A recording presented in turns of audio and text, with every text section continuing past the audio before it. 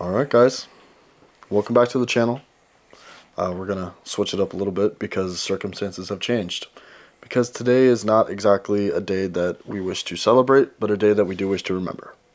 Yeah, it's a good way to put it. Yeah. It's a sad day. It's a sad day for our country. It's a sad day for freedom of speech. And, if you're paying attention at all to the news, you know what happened today with Charlie Kirk being assassinated.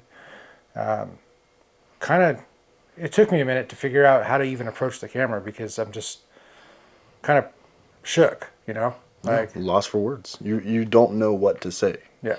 I do know that I don't want this to be about us in any way. This is just us trying to talk to our small audience that we have and share our thoughts and just be supportive to Charlie's family and friends. He didn't deserve this.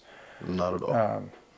And, if you don't know, then this is the first time you're hearing of it. I'll be surprised. But two, Charlie Kirk, very outspoken activist, was shot and killed at a rally in Utah at his first stop on the American Comeback Tour. And this was the first stop. And it had been getting some, public, acknowledgement online. He had even commented on a couple of it last week, talking like, hey, what's going on in Utah? Like, it was creating some buzz. And he was not afraid of a good debate. We'll say that. He was very articulate and he was very respectful as long as the person he was debating with was respectful back. And that is why I liked Charlie Kirk so much. He just, he wasn't afraid to have the conversation and he was respectful about it. If you were disrespectful, he could get loud, he could get disrespectful back, but he always did it in response. He never started that way. And I enjoyed what he had to say. And, I don't always 100% agree with people all the time, but I did resonate with Charlie Kirk quite a bit on a lot of topics. So this is a sad day. And, I feel horrible for his family, his wife and 2 kids, because he was just doing what he did. He was not a politician. He may have wanted to go down that path. I don't know. I didn't know him personally, but he was not a politician.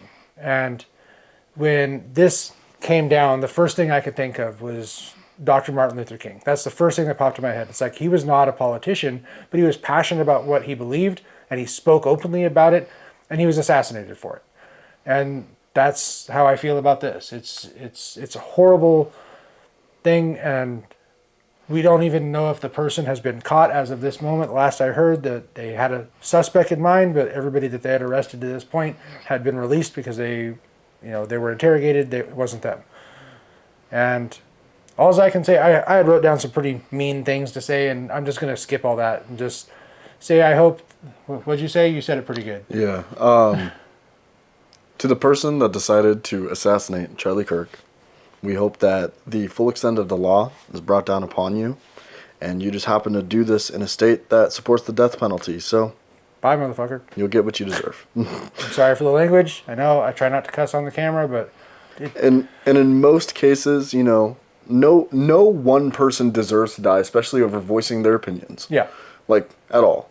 Do either him or I deserve to die because we align with Charlie Kirk? No. But in this case, that's exactly what happened. And I don't tolerate that. Yeah. Nor should anybody that lives in America tolerate that. Yeah. He was simply exercising his First Amendment right. Freedom of speech. His right to speak his mind in whatever way he pleases. Yeah. And he was doing so in a respectful way. And somebody decided that he needed to die because of that. Preposterous and ridiculous. And the world is coming ever closer to downfall because of it. So, with that being said, we hope that justice is brought upon him, and we hope that peace is brought to his family, and we hope that America can somehow recover from this, because this is one for the history books. Yes. As with anybody who is vocal in what they believe, if somebody else disagrees and they do something to take them out or assassinate them or attempt to assassinate them, you're only making it harder for whatever it is that you believe. Yep. because you're doing exactly. He wasn't challenging people to violence. He was against violence.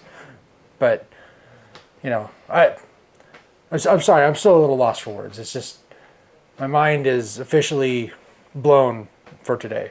Yeah. I learned about this driving back from Eugene for a work trip, and at first I didn't believe it. Like this isn't real, right? This is just some clickbait stuff coming through, and then immediately started Google searching, and then news source after news source, and I was like, this is horrible.